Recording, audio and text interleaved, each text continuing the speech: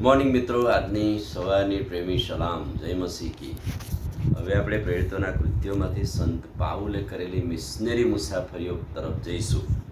Missionary મુસાફરી શરૂ કરી અગાઉ કેટલા દિવસે પ્રાર્થનામાં રહ્યા, કેટલા દિવસ પ્રભુની સેવાને માટે પોતાની જાતને તૈયાર કરી. એમને એમ આજે તારણ પામી ગયા, કાલે તેડું મળી ગયું, બીજા દિવસે સેવામાં જોડી ગયા એવું નહીં, પણ સંત પાઉલે પોતાની જાતને તૈયાર કરી.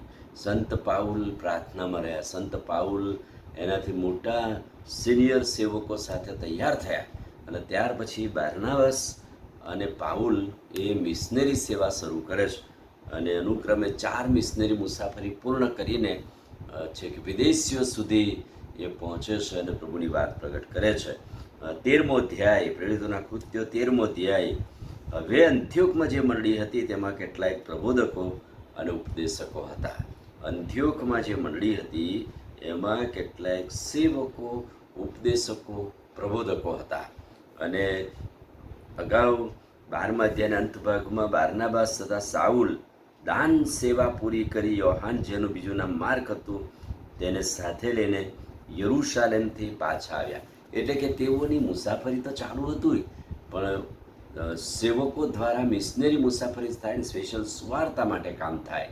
એ અગાઉ દાન ધર્મની સેવા કરવાની, સ્વયં સેવા કરવાની, પડદા પાછળની સેવા કરવાની, અને આવી સેવા માટે બારનાબાસને સાઉલે પોતાની જાતને તૈયાર કરી એવું અહીં કહે છે.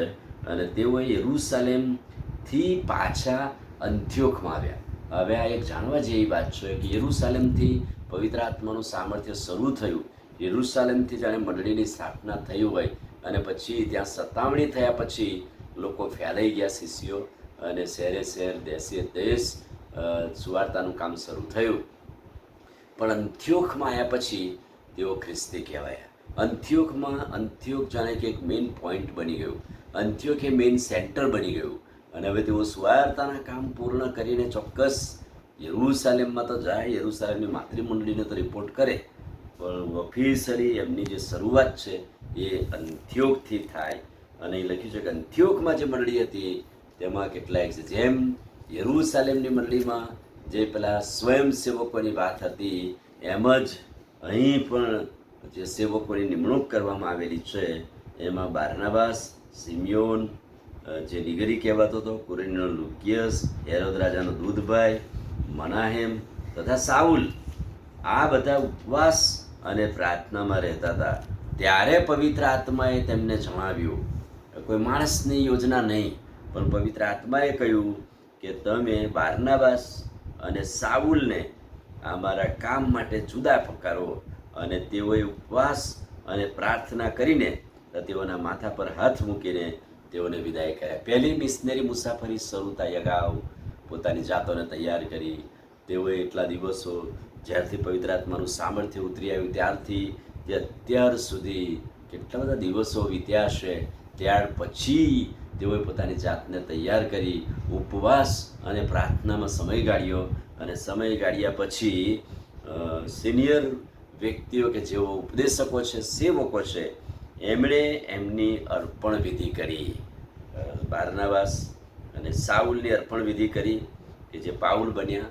અને એ પ્રમાણે પવિત્ર આત્માના મોકલવાથી તેઓ ગયા. પવિત્ર આત્માના સામર્થ્યથી, પવિત્ર આત્માના મોકલવાથી. આ દિવસોમાં પવિત્ર આત્માના સામર્થ્યની વાત, અને પેન્ટેકોસ્ટલ સન્ડે ઉજવીશું, 50માનો દિવસ ઉજવીશું, પણ પવિત્ર આત્માના સામર્થ્યનું કામ આપણી મંડળીમાં છે. પવિત્ર આત્માની દોરવણી પ્રમાણે મિશનરીઓ મોકલવામાં આવે છે. પવિત્ર આત્માના સામર્થ્ય પ્રમાણે આપણી મંડળીમાં પડદા પાછળ સેવા કરતા સેવકો, પ્રબોધકો, ઉપદેશકો, શું તેઓ ઉપવાસ સાથે પ્રાર્થના કરે છે અને મંડળી વૃદ્ધિ પામે છે. અને આજે હવે મિશનરી મુસાફરી જોઈશું ત્યારે પવિત્ર આત્માના સામર્થ્યને આપણી મંડળીમાં કામ કરવા દઈએ. આમીન. પ્રાર્થના કરીએ. વાલા પ્રભુ, આજે સવારે અમે આભાર માનીએ છીએ. 50માના દિવસની ઉજવણી થશે અને આ દિવસો એ તો 50માના પર્વ તરીકે ઉજવવામાં આવે છે. અને એવા સમયમાં પ્રભુ અમે પ્રેરિતોના કૃત્યના અભ્યાસમાં આ મંડળીનો અભ્યાસ જોઈએ છે. તમારા સેવક પાઉલને અને બારનાબાસને પ્રાર્થના સહિત મિશનરી સેવા માટે અલગ કર્યા. એ તમારું સામર્થ્ય અમે જોઈ શક્યા. આભાર પ્રભુ. એ જ રીતે અમારી મંડળીમાં તમારું સામર્થ્ય થવા દો પ્રભુ. ઈસુના નામમાં માગીએ છીએ, સાંભળોને માન્ય કરો. આમેન. God bless you.